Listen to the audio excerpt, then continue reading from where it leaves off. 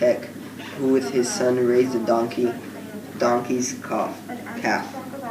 When the calf grew up, it became a handsome and plump donkey with brown and smooth hair. On seeing the fine grown-up donkey, the man said to his son, "Now our donkey has become fat and nice. If we sell it now, we can get a good price for it. But in our village, there is no one who needs a donkey, and the village where someone needs one is very far from here.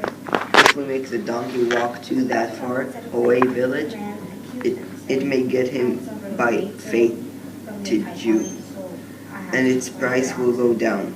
How can we get a good price for it?" Finally, the man and his son decided what to do.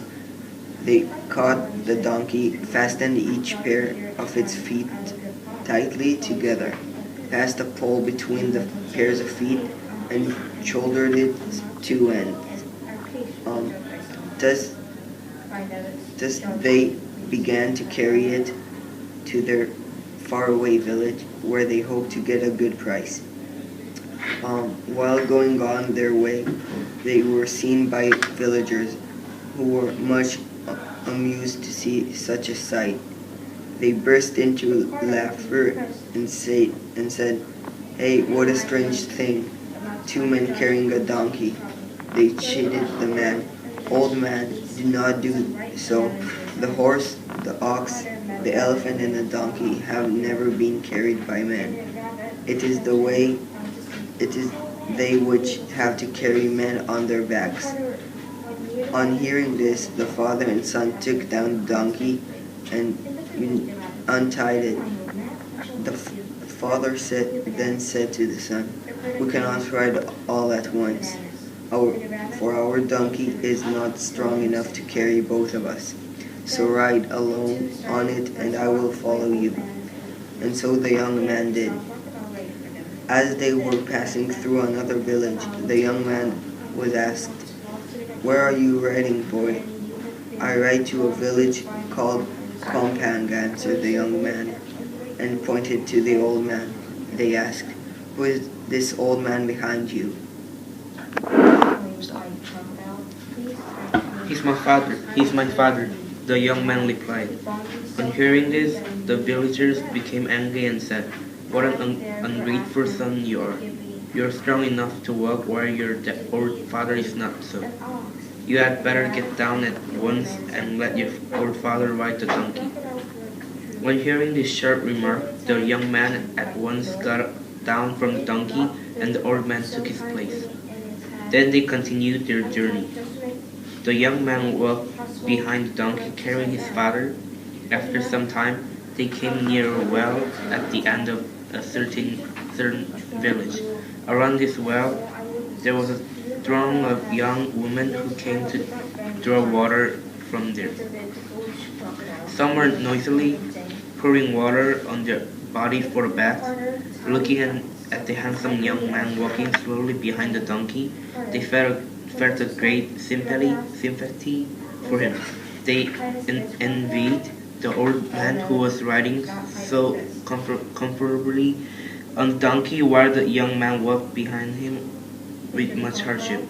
The young woman approached the donkey and said roughly to the old man, "This young donkey is fat and pretty. It is worthy of the young man who is in the same happy state. An old man like you is not fit to ride on it." When the old man and his son heard such unkind words, they discussed the matter. "We will both ride together on the donkey. You in front and I behind you," decided the old man. And saying like that, they continued the journey. After crossing some distance, they reached a custom house. They were then seen by the officer of the custom house, who asked, "Where are you going, man?" "We are going to the village of Kompang," they answered, and the officer scolded them. "Your donkey is not strong and old enough to carry both of you. If you keep on riding along as far as the village of Kompang, it will become thin and its price will go down. How foolish you are! Why don't you let it walk?" Again, they got off the donkey and led it by means of a rope. When they arrived at a fair, there was no road for them to go any further, so they began to cross it to find another way. The owner of the field, who was working there, cried out from a distance, "Walk carefully, old man. My field is full of thorns, for it is not yet cleaned up. But you have a donkey. Why don't you ride it to avoid the thorns? Why do you treat it as your ruler? How foolish you are." The father and son looked at each other. "We cannot be in agreement with our people. Whatever we do, we get a scolding from someone."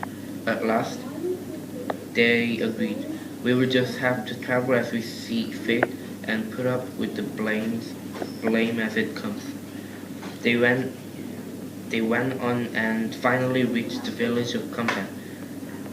There, they sold their donkey for a very good price and returned home without further loss of time.